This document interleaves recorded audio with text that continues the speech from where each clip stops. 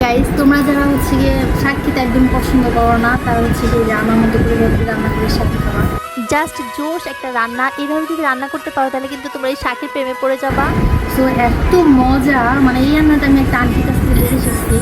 এখন আমি জানতে চাই না কোন আন্টির কাছ থেকে দেখে শিখেছি। আমার যখন কারো রান্না ভালো লাগে তখন আমি চুপচাপ দাঁড়িয়ে তার রান্না দেখে আর শিখি। এটা আমার ব্যক্তিত্বের সবচেয়ে বড় গুণ বলতে পারো তোমরা। যারা শাক খেতে পছন্দ করে না তারাও কিন্তু এই শাকের প্রেমে পড়ে যাবে, মানে এত মজা। ছোট্টবেলায় শাক আমি একদমই পছন্দ করতাম না গাইজ। বড় হওয়ার পরেও আমার ভালো লাগতো না তেমন। যখন থেকে এই স্কিনে একটু বাবলস উঠা শুরু করছে, মানে একটু পিম্পলস উঠা শুরু করছে, তারপর থেকে আমার শাক খাওয়া শুরু।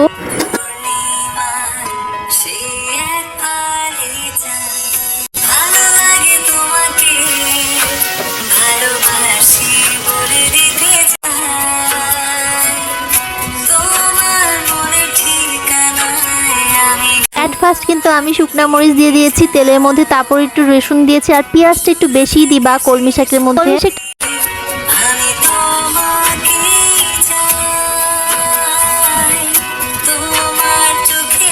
মরিচ রসুন পেঁয়াজ দেওয়ার পরে শাকটাকে দিয়ে হালকা করে নাড়াচাড়া করবো। কোনো রকমের পানি ইউজ করবো না। দেখো শাক থেকে যে পানিটা বের হয়েছে সেটা দিয়ে কিন্তু রান্না করবো। শাকটা রান্না করতে মাত্র 10 থেকে 15 মিনিট লেগেছে। আঁচটা একদমই মিডিয়ামে থাকবে। রান্না হয়ে গেলে লাস্টে দিয়ে আমি কাঁচামরিচ কুচিগুলো কেটে রেখেছিলাম সেগুলো দিয়ে দিয়েছি। কলমি শাক রান্না করে দুইটা ট্রিক্স হচ্ছে গিয়ে, 1 নম্বর পেঁয়াজ বেশি দিতে হবে আর একটু তেলও বেশি দিতে হবে। 2 নম্বর কোনো রকমের পানি ইউজ করা যাবে না, একদম ঢাকনা খুলে, মানে ঢাকনা লাগানো যাবে না, ঢাকনা ছাড়াই রান্না করতে হবে, তাহলে কিন্তু শাকটা সবুজ সবুজ থাকবে। অবশ্যই খেয়াল রাখতে হবে শাকটা যেন অতিরিক্ত সিদ্ধ না হয়ে যায়, তাহলে কিন্তু ভালো লাগবে না গাইস। একটু আধা সিদ্ধ থাকলে শাকটা খেতে বেশি মজা লাগবে।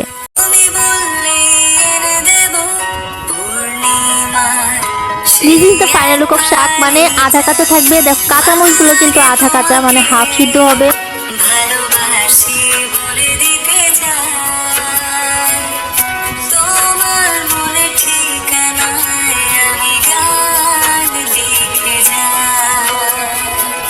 একদিনই আন্টি আমাকে শাক রান্না করে খাইয়েছিল আর আমি সেই শাকের ফ্যান হয়ে গিয়েছিলাম।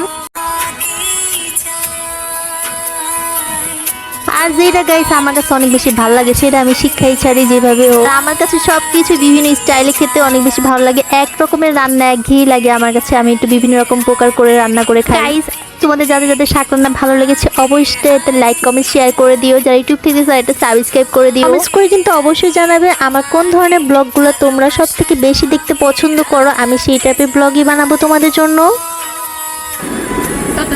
অবশ্যই ট্রাই করবা।